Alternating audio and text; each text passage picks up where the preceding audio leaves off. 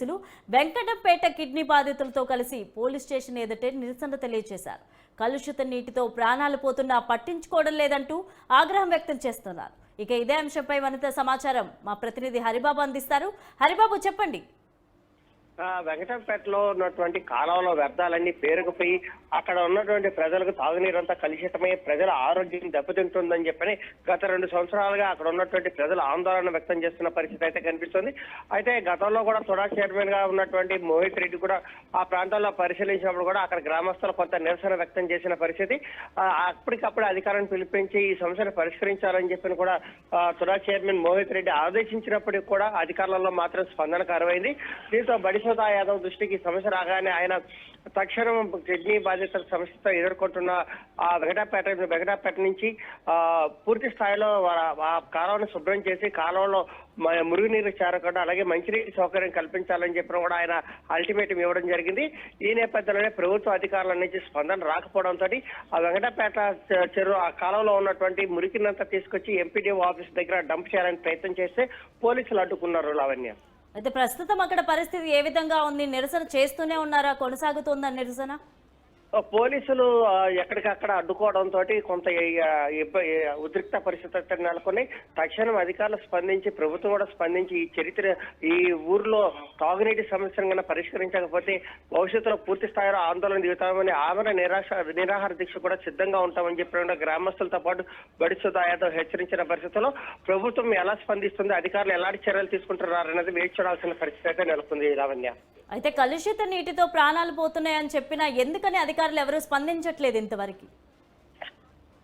మురికి నీరు వ్యర్థాలన్నీ ఎక్కడి నుంచి వస్తున్నాయన్నది ప్రస్తుతానికి ఏ అధికారులు కూడా పూర్తి స్థాయిలో దాన్ని గుర్తించలేని పరిస్థితి అయితే నెలకొంది. గ్రామం నుంచి బయటికి వెళ్లాల్సిన మురుగు నీరు కాకుండా బయట నుంచి వేరే ప్రాంతాల నుంచి అక్కడికి వచ్చి మురుగునీరు వచ్చి నిల్వ చేస్తుండటంతో భూగర్భ జలాలు కూడా పూర్తి స్థాయిలో కలుషితమై అక్కడ ఆ నీటిని తాగిన వెంటనే ప్రజలకు అనారోగ్య సమస్యలు రావడం, అనారోగ్యంతో బాధపడుతూ ఆసుపత్రికి వెళ్ళడం, ఆసుపత్రికి వెళ్ళిన తర్వాత కిడ్నీ సమస్యలు రావడం, కిడ్నీలు కోల్పోయి కిడ్నీలు పనిచేయకుండా ప్రాణాలు కోల్పోయే పరిస్థితి రావడంతో ఇది మరో ఉద్దారంగా మారిందని చెప్పిన గతంలో కూడా గ్రామస్తులు ఈ ప్రభుత్వ దృష్టికి తీసుకురావడం జరిగింది. అయినా ప్రభుత్వం నుంచి చర్యలు లేకపోవడంతో వాళ్ళు మరో మార్గం లేక ఆందోళన బాట పట్టారని చెప్పవచ్చు. Lavanya, right, thank you Haribabu.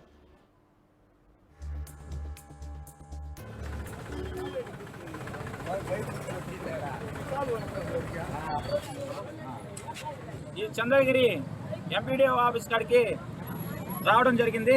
ఎందుకంటే మీకంతా తెలిసిన విషయమే, 4 రోజుల క్రితం మన రాయలపురం వెంకటంపేటలో ఉన్నటువంటి కాలువ సమస్య, ఆ కాలువ బారిన పడి అనేక మంది ఇప్పటికీ 5 మంది డయాలసిస్ చేసుకుంటూ మరణాలు పాలయ్యారు.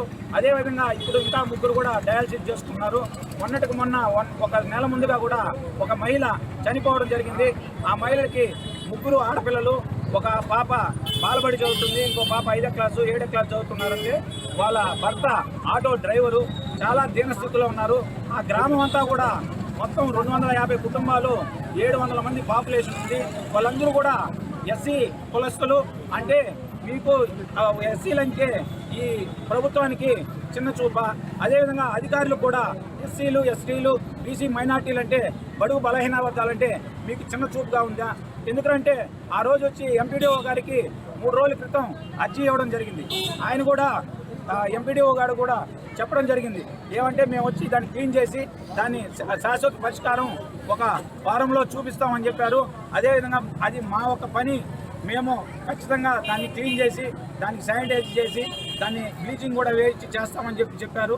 కానీ ఎటువంటి స్పందన లేకుండా, ఎటువంటి యాక్షన్ లేకుండా ఇప్పటి వరకు కూడా 3 రోజులు అవుతుంది.